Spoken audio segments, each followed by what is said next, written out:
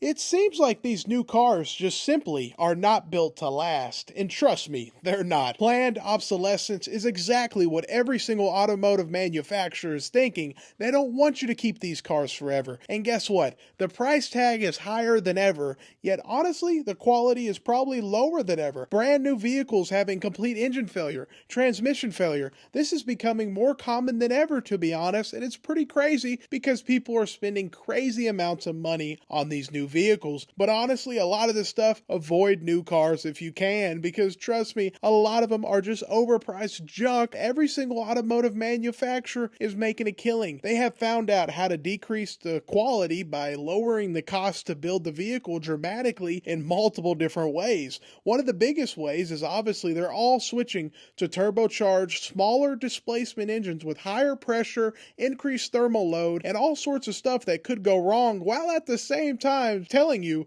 you can go 10,000-mile oil changes on that turbocharged engine. They're doing it because emission standards and EPA and all this and that. But it's like, come on. If you look at the math, in all reality, when you're on the roads, most people don't get much of any better fuel economy from, let's say, the new Tacoma versus the old V6. The old V6 was a proven, reliable platform that people loved, and now we have more of a questionable one that isn't going to be as good as the last one. Probably not, because how can you be any better than what was already so reliable? It's hard to beat what it was in the past, and that's the problem. And it's crazy because new vehicles are coming out with higher price tags, and it's going to be more expensive to repair too when something goes wrong. And that's something that happens to every single vehicle. Something always goes wrong. That's part of owning a vehicle. When you go to fix that new turbocharged engine, that new transmission, that new vehicle, it's going to be more expensive to fix. It's just a fact. It is what it is. And so it's harder to fix, it's more expensive to repair.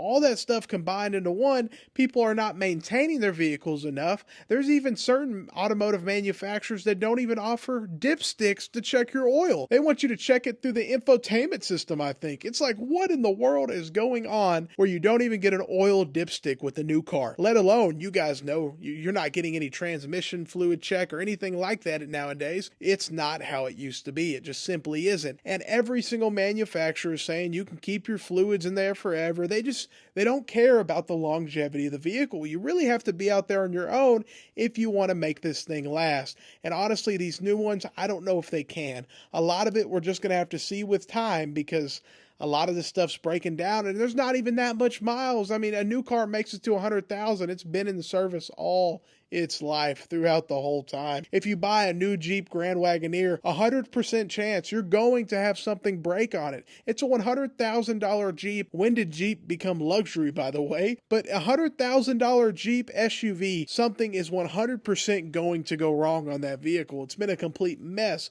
with service issues all over the place on that thing. So yes, certain vehicles are way worse than others, but even for Toyota, to have so many issues right now with, their V6 and their Tundra having a lot of issues with that turbocharged six-cylinder coming out of their own factory with engine debris. And honestly, Toyota didn't own up to it like I wanted them to, but they kind of brushed it under the rug and said this and that. But it is what it is. At least they're taking care of most of them right now. But we'll see how that ends up doing. But that's just a fact of even Toyota is affected with a complete engine failure right now. From General Motors, Toyota, all of them are affected. And you guys know Ford, the recall king, they're constantly doing recalls nonstop. I think their mindset is get it again, build it as cheap as they can and pay the price later. They're living quarter by quarter. The CEOs, the executives at the company, profit, profit, profit. And they want to build these cars as cheap as possible. They're making more money than ever building this plastic crap, and the dealership's making more money than ever selling it because the invoice spread from the invoice to the MSRP is higher than ever, and they're getting more incentives from the manufacturer, and also they're repairing the vehicles more than ever, so the manufacturer's having to send them more money for warranty work. So just overall, it's a complete mess in the automotive market. And even if you want to go with the used vehicle, you look at a 2005 2500 diesel, they're going to be 30 grand, 40 grand sometimes. What in the world? So people are like, I know what I got. I want this much money. I'm like, I know it's a good truck, but 40 grand, get out of here. So used cars are too expensive. New cars are too expensive. But honestly, the new ones are real expensive, and you have super reliability issues. So